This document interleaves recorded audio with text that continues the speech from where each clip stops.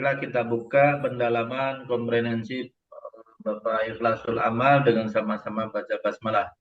Bismillahirrahmanirrahim. Bismillahirrahmanirrahim. Selanjutnya untuk mempersingkat waktu disilahkan untuk menyampaikan hal-hal penting terkait dengan perangkat pembelajarannya baik PPL maupun PPL-nya terkait dengan materinya yang terkait dengan tekniknya dan serta nanti P52 P2RA-nya untuk disampaikan kurang lebih 5 menit. Silakan Pak.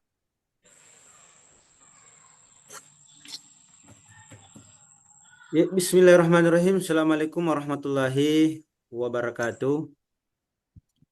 Assalamualaikum warahmatullahi wabarakatuh. Alhamdulillahirrahmanirrahim. Ya, pada kesempatan ini insya Allah akan menyampaikan sedikit yang berkaitan dengan modul ajar yang saya sudah buat. Itu berkaitan dengan judul materinya kompetisi dalam kebaikan dan etos kerja. Ya, kompetisi kebaikan dan etos kerja. Kemudian yang menjadi tujuan pembelajaran itu ada dua. Yang pertama adalah bagaimana menganalisis isi kandungan ayat berkaitan dengan kompetisi dalam kebaikan dan etos kerja. Kemudian yang kedua adalah bagaimana peserta didik itu mampu membuat produk atau mempresentasikan produk berkaitan dengan kompetisi dalam kebaikan. Nah, di situ di apa namanya di modul ada apa namanya eh, dari segi pengertiannya, pengertian kompetisi dalam kebaikan. Kompetisi dalam kebaikan itu memberikan arti bahwa kita sebagai seorang Muslim harus benar-benar semangat di dalam berkompetisi dalam kebaikan atau mengerjakan suatu ibadah. Adapun dari etos kerja itu memiliki makna bagaimana kita semangat di dalam bekerja. Nah, di sini ada slide yang sudah saya siapkan berkaitan dengan ayat tentang materi kompetisi dalam kebaikan di situ surah Al-Maidah ayat ke-48 dijelaskan bahwa Allah Subhanahu wa taala berfirman yang artinya dan kami telah menurunkan kitab Al-Qur'an kepada Muhammad dan membawa kebenaran yang membenarkan kitab-kitab yang diturunkan. Kemudian di akhir ayat di situ dijelaskan maka berlomba-lombalah berbuat kebaikan hanya kepada Allah kamu semua kembali lalu diberitakannya kepadamu terhadap apa yang dahulu kamu perselisihkan. Nah, kemudian ayat yang berkaitan tentang etos kerja itu di surah Taubah ayat 105 wa qul i'malu fasayarallahu a'malakum wa rasuluhu wal mu'minun wa saturaduna ila alimil ghaibi wasyahada fayunabbiukum bima kuntum ta'malun. Dan katakanlah bekerja kamu maka Allah dan Rasulnya serta orang-orang mukmin akan melihat pekerjaanmu itu dan kamu akan dikembalikan kepada Allah yang mengetahui akan yang gaib dan yang nyata. Kemudian setelah itu dijelaskan kandungan. Nah, di sini ada beberapa kandungan ayat yang berkaitan dengan surah Al-Maidah berkaitan dengan kompetisi dalam kebaikan dan etos kerja. Ada beberapa poin. Kemudian yang selanjutnya itu bagaimana menerapkan kompetisi dalam kebaikan. Jadi ini ada beberapa cara atau langkah yang harus kita lakukan dalam menerapkan kompetisi dalam kebaikan. Yang pertama itu adalah mengawali dengan basmalah, melakukan dengan penuh semangat, menjaga konsistensi, mempelajari ilmu yang terkait, membiasakan bekerja sama, mengamati, meniru, dan memodifikasi.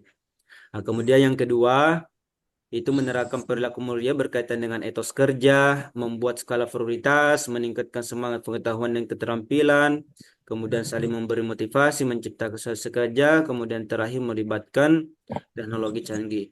Kemudian yang selanjutnya, inilah yang ada kaitannya dengan PJBL.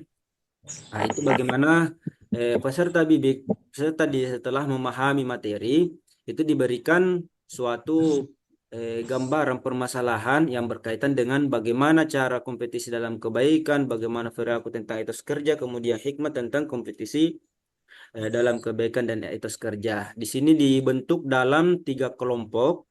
Kemudian saya sebagai guru menjelaskan bagaimana cara atau prosedur dalam membuat karya mulai dari kelompok 1, kelompok 2, kelompok 3. Kemudian setelah itu dalam proses mencari informasi, mencari referensi berkaitan dengan apa yang ditugaskan, ya seorang guru itu mengamati atau mengobservasi. Kemudian setelah itu baru mempresentasikan. Setelah mempresentasikan, guru membuat kesimpulan ataupun refleksi. Mungkin sampai di situ Pak penjelasannya berkaitan dengan modul PJBL. Selanjutnya kita langsung pada pendalaman pertama yang akan dilakukan oleh Darwo Edi. Pada Ustaz, silakan. Ya, terima kasih Ustadz. Pak Iksanul Amal ya? Ikhlasul Pak. Ikhlasul Amal. Pak Ikhlasul Amal. Pak Ikhlasul mengajarnya di mana? Di SMK 2 Pangkep Pak, SMK 2. SMK 2 Pangkep ya. Iya. Mengajar tingkatan SMK. Iya, SMK. Di Fase dalam fase E. Fase E berarti kelas 10. Baik. Kalau alokasi waktunya 1 minggu berapa? 1 minggu saya dikasih jam itu 27 jam Pak. 27 jam. Kalau satu kelas, Satu durasi kelas, belajar? ya 3 jam, 3 kali 45 menit. Ya. Itu jumlah siswanya atau jumlah kelas 10-nya berapa kelas, Bu? Kelas 10 yang saya ajar itu sekitar 8 kelas, Pak, 8 kelas. Ya, satu kelas berapa siswa? Satu kelas itu 36. 36 siswa. Kali 36 siswa itu muslim semua atau bercampur? Ada muslim di kelas berapa yang saya ajar, ada muslim itu 2 orang, ada juga di kelas lain itu sekitar 2 orang. Jadi ada juga ada non muslimnya, Pak. Ya, jadi di situ mayoritasnya muslim atau non muslim? Muslim, Pak, muslim. Mayoritasnya muslim. Jadi dari 36 siswa satu kelas 36 siswa ya? Iya, satu kelas 36 siswa. 36 siswa. Muslimnya berapa rata-ratanya? Rata-rata mungkin kalau di sekolah saya itu mungkin kalau dalam satu kelas itu kan tidak semuanya ada non muslim, tapi ada beberapa kelas yang saya ajar itu memang non muslim sekitar 2 orang, di kelas lain juga ada 1 orang, gitu Pak. Oh, jadi siswa muslimnya memang mayoritas ya, di atas Iya, 30 ya. mayoritas. Kalau non muslim cuma 2 atau 1 ya. Jadi mayoritasnya muslim. Iya, Baik. tapi kalau Ya, saya pembelajaran PAI Pak biasanya dia tidak masuk, dia pergi ke guru agamanya sendiri. Karena memang di SMK 2 memang itu ada khusus guru non muslim.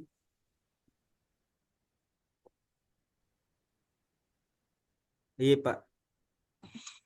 saya jadi sekolah SMK 2 termasuk siswa yang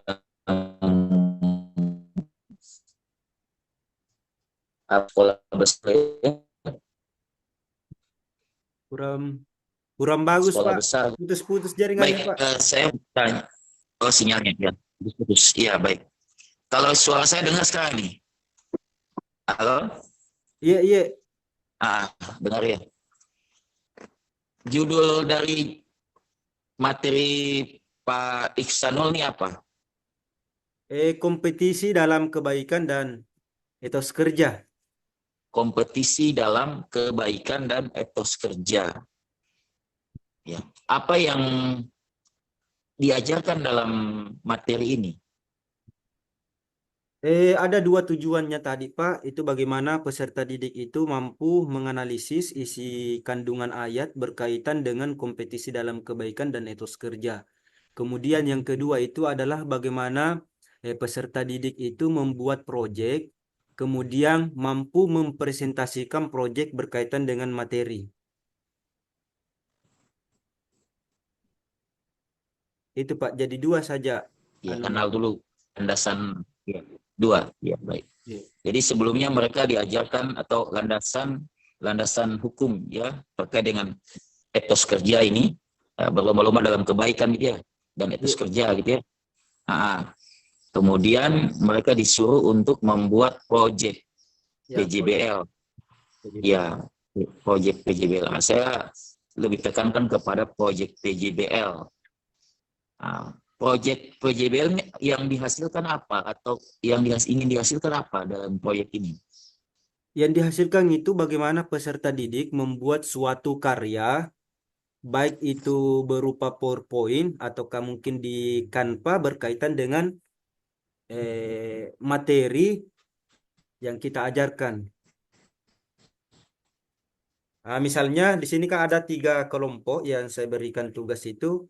Yang kelompok pertama itu cara kompetisi dalam kebaikan itu seperti apa. Yang kedua bagaimana perilaku tentang etos kerja. Kemudian terakhir itu bagaimana hikmahnya.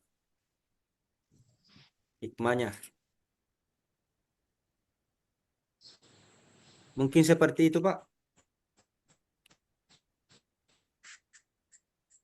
Jadi mereka dibuat Kurang buat bagus video itu jaringannya atau Pak. dibuat Suaranya ada tadi terjun. dulu, Pak. Ya, jangan.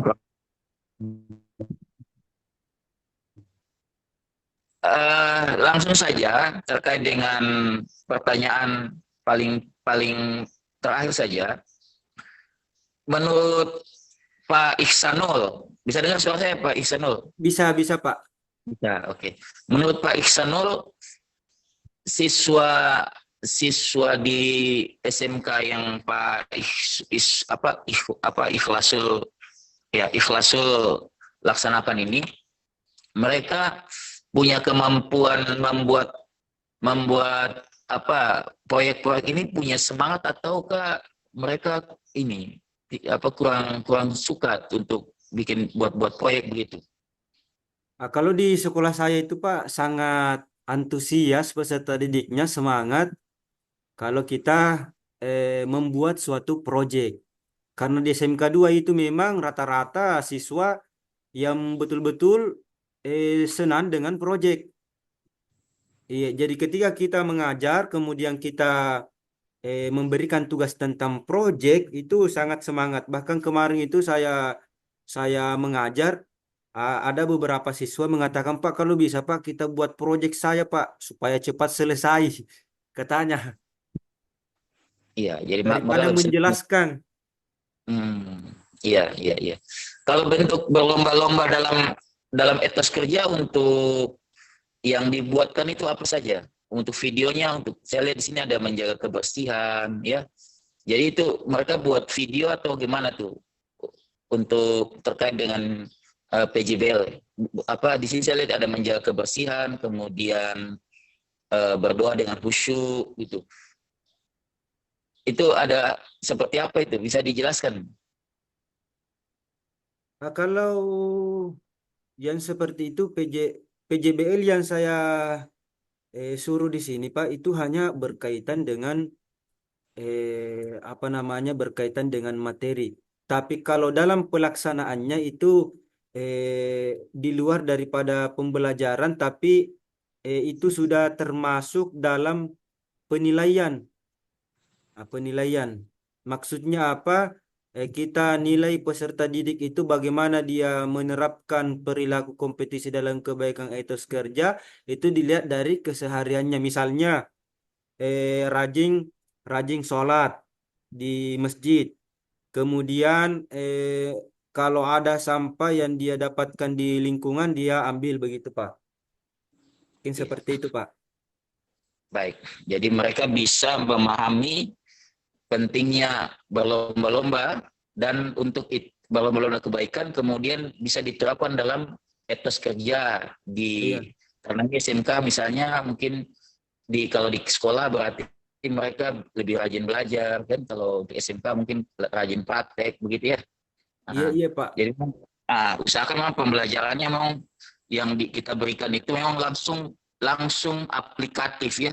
Jadi bukan sekedar teori, tapi mereka bisa langsung memahami materi itu yang bisa langsung dipraktekkan dalam kehidupan. Jadi mereka yang melaksanakan kehidupan, oh langsung mereka ingat Pak Ikhlasu yang ajar. Oh ini Pak Ikhlasu ajar Oh iya, ajar kami seperti itu ya gitu. Jadi iya. langsung bisa mereka lihat alami kayak gitu. Jadi bukan sekedar teori.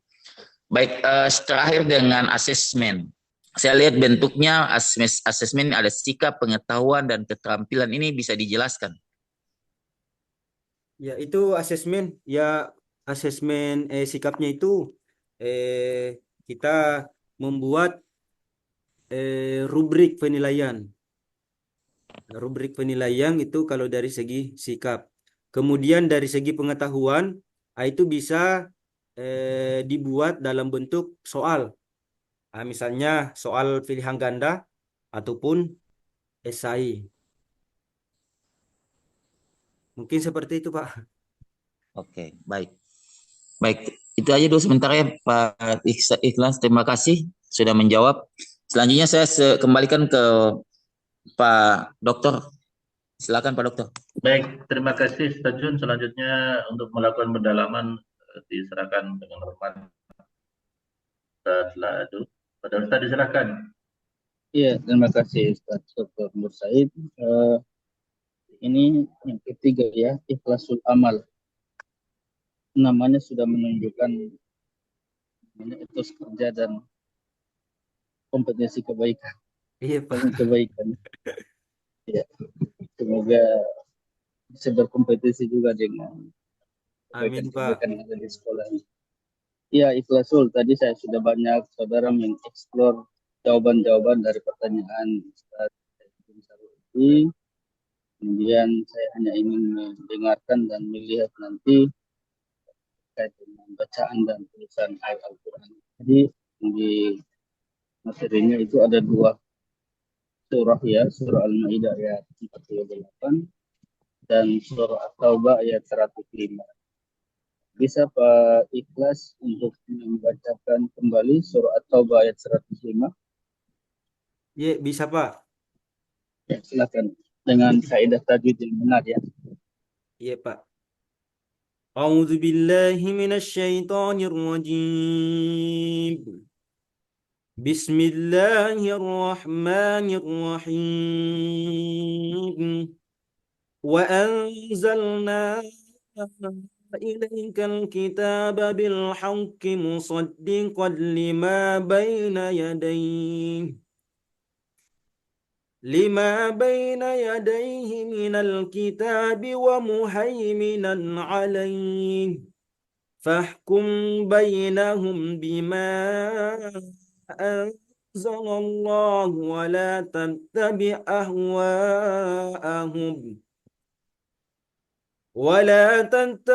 أهواءهم عما جاءك من الحق لكل جعلنا منكم شرعة ومنهاجا ولو شاء الله لجعلكم أمة واحدة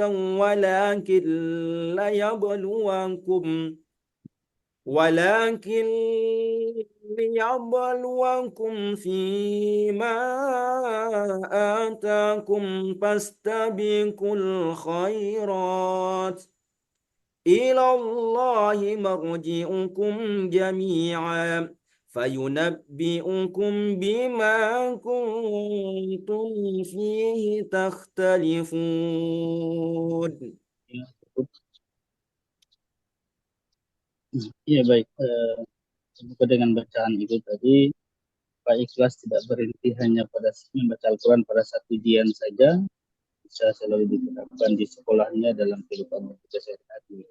Iya, siap, Pak. Kemudian nanti setelah itu kita sudah mendengarkan murojaah bacaannya dan saya juga akan mengoreksi tulisan dari Pak Ikhlas. Ya, nanti Pak Ikhlas setelah ujian ini menulis Quran Surah At-Taubah ayat 105 lalu mengirimkan kepada saya untuk saya bisa memberikan penilaian terhadap tulisannya. Kalau bacaannya saya sudah bertanya tadi, sudah bagus bacaannya, tinggal saya mengoreksi dari segi tulisannya ya. Setelah ini nanti saya ingatkan lagi setelah ujian ini kelas menulis surat Taubah 105 dan mengirimkan. Alhamdulillah saya kembalikan kepada Dr. Nur Said. Katanya tadi silakan. Baik, terima kasih Ustaz Tanjung. Saya nyambung saja, tadi sudah banyak pendalaman dari Ustaz Jun dan Ustaz Adu. Maka yang pertama ini, coba ceritakan kita saja Pak, tentang pemahaman Bapak tentang P5RP2RA. Silahkan Pak. Mohon maaf Pak, kurang jelas tadi Pak suaranya. Ya, coba Pak ini jelaskan tentang pemahaman Pak Efatul Amal tentang P5 dan P2RA. Oh iya Pak, oke, berkaitan dengan P5. Jadi P5 itu dari segi pengertian itu sebenarnya singkatan, kalau kepanjangannya itu adalah P5 itu penguatan proyek profil pelajar Pancasila. Itu dah. Kemudian ada beberapa aspek di dalam P5 itu. Yang pertama itu adalah beriman, bertakwa, dan berakhlak mulia, kemudian kreatif, kemudian mandiri, kemudian seterusnya itu sampai dengan berkebinekaan global. Kemudian proyek ini itu masuk kategori co-kurikuler karena dalam proses pembelajaran itu ada namanya P3 atau profil pelajar Pancasila. Dalam artian P3 itu adalah nilai-nilai karakter yang harus ditanamkan oleh peserta didik dalam proses pembelajaran. Kemudian P5 ini dia masuk kategori eko-kurikuler karena ada 3 strategi atau cara untuk menerapkan P3 itu.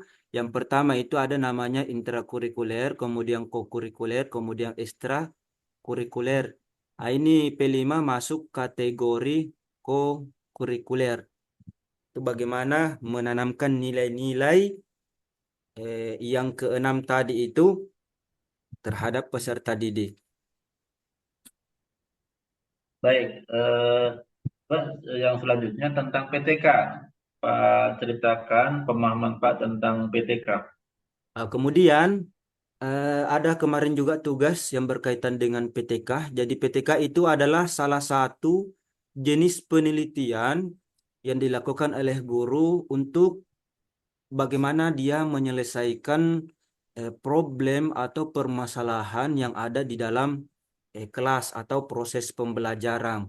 Salah satu contohnya misalnya di dalam sebuah proses pembelajaran itu terdapat masalah, misalnya kurangnya motivasi peserta didik dalam proses pembelajaran atau kurangnya pemahaman atau kurangnya hasil belajar peserta didik, kemudian diadakanlah PTK itu dengan tujuan bagaimana dengan adanya PTK atau penelitian tindakan kelas itu peserta didik itu ataukah peneliti guru mampu memberikan solusi atau mampu memberikan memecahkan masalah terhadap proses pembelajaran.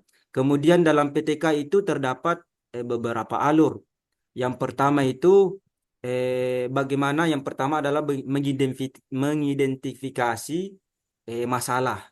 Bagaimana seorang guru atau peneliti itu melihat apa permasalahan yang terjadi dalam kelas. Setelah dia menemukan permasalahan, barulah planning atau bagaimana merencanakan bagaimana dia bisa mencari solusi terhadap permasalahan, mulai dari strateginya, metodenya, atau bahkan tekniknya. Kemudian yang ketiga itu barulah namanya pelaksanaan. Melaksanakan metode-metode tadi itu. Kemudian yang selanjutnya adalah mengamati atau pengamatan atau observasi. Kemudian yang kelima adalah refleksi, melihat atau mengevaluasi apakah hasil dari tindakan yang dilakukan berdasarkan data yang diperoleh itu eh, berhasil atau perlu perbaikan. Kalau misalnya tidak berhasil, maka diulanglah siklus dari PTK itu sendiri. Mungkin itu Pak yang bisa saya sampaikan sedikit. Baik, dan demikian cukup, dan ada penekanan atau tambahan dari Ustaz Dr. Ladu dan Ustaz Jun Sarwadi. Ada? Ustaz? Saya cuma menunggu ayat yang akan Oke, siap. Nanti habis ini Pak Ikhlasul Amal untuk menuliskan apa yang telah dimintakan oleh Ustaz Dr. Ladu, dan yang perlu dilengkapi nanti dari Ustaz Jun, dan sekaligus nanti kirim PTK-nya di saya untuk bisa dilihat. Dengan demikian selesainya pendalaman untuk Pak Ikhlasul Amal, adalah kita tutup dengan sama-sama baca hamdalah. Alhamdulillahirabbil Alhamdulillahirobbilalamin. alamin. Assalamualaikum warahmatullahi wabarakatuh. Dan